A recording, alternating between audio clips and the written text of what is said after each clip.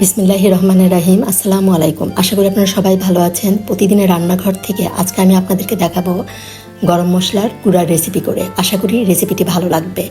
আর যে কোনো ধরনের মাংসের রেসিপি বা আমরা যেগুলোতে গরম মশলা ব্যবহার করি সেই ধরনের রেসিপিতে আমরা এই গরম মশলাটা ব্যবহার করতে পারবো।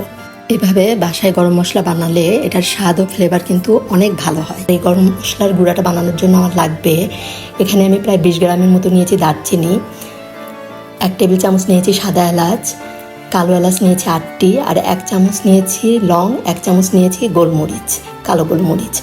লংয়ের ফ্লেভারটা বেশ তীব্র থাকে, এই জন্য এটা একটু অল্প করেই নিতে হবে। আর এখানে নিয়েছি আমি 8টার মতো তেজপাতা, এখানে 8টা শুকনা মরিচ নিয়েছি, 1 টেবিল চামচ ধনিয়া আর 1 টেবিল চামচ নিয়েছি জিরা। আর এগুলো কিন্তু আমি সব ভালোভাবে পরিষ্কার করে নিয়েছি আগেই, কারণ গরম মশলায় ময়লা থাকে, পরিষ্কার করে নিতে হবে। আর এখানে আমি তেজপাতা আর শুকনা মরিচগুলো ছোটো টুকরো করে কেটে নিয়েছি, এতে করে ভাজার পরে ব্লেন্ডারে ব্লেন্ড করতে সুবিধা হবে। আর এখানে আমি প্রথমে একটা প্যানে জিরা, ধনিয়া, শুকনা মরিচ আর তেজপাতাটা ভেজে নিচ্ছি, কারণ গরম মশলার সাথে এগুলো ভাজতে গেলে দেখা যাবে পুড়ে যাবে, কারণ এটা ভাজতে বেশি সময় লাগে না। আর এই জিরা ধনিয়া কিন্তু এই গরম মশলাতে দেওয়াতে আপনার আলাদা করে জিরা ভাজা গুঁড়া আর ব্যবহার করতে হবে না। আর এই যে লো হিটে আমি সব ভেজে নিয়েছি, দেখেন ভাজাটা কিন্তু একদম ঠিক হয়েছে, পুড়েও যায়নি, একদম সুন্দর মচমচে হয়েছে। এখন এগুলো ঠান্ডা করে নিতে হবে।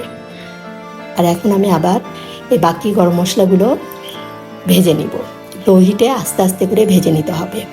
আমি এখানে কিন্তু নর্মাল গরম মশলার গুঁড়া বানাচ্ছি, শাহি গরম মশলা কিন্তু আমি বানাচ্ছি না, এই জন্য কোনো শাহি মশলা আমি এখানে ব্যবহার করিনি। আপনারা ইচ্ছা করলে জয়ফল, জয়ত্রী, শাহি জিরা, স্টার মশলা আপনারা ব্যবহার করতে পারেন। এখন যে লোহিটা আস্তে আস্তে করে আমি ভেজে নিয়ে ভালো করে ঠান্ডা করে নিতে হবে। গরম অবস্থায় ব্লেন্ড করা যাবে না, এতে করে ব্লেন্ডারের ক্ষতি হতে পারে। এখন আমি ব্লেন্ডারে অর্ধেকটা নিয়ে আগে ব্লেন্ড করে নিব, বাকিটা পরে ব্লেন্ড করে নিব।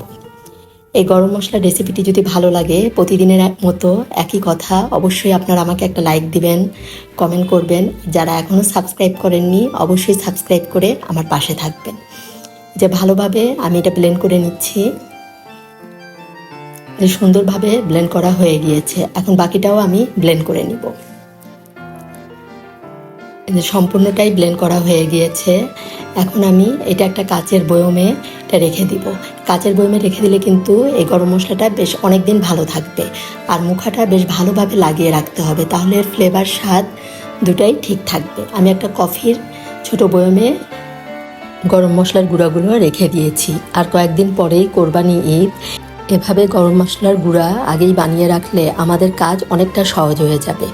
ধন্যবাদ সবাইকে, সবাই ভালো থাকবেন। আল্লাহ হাফেজ।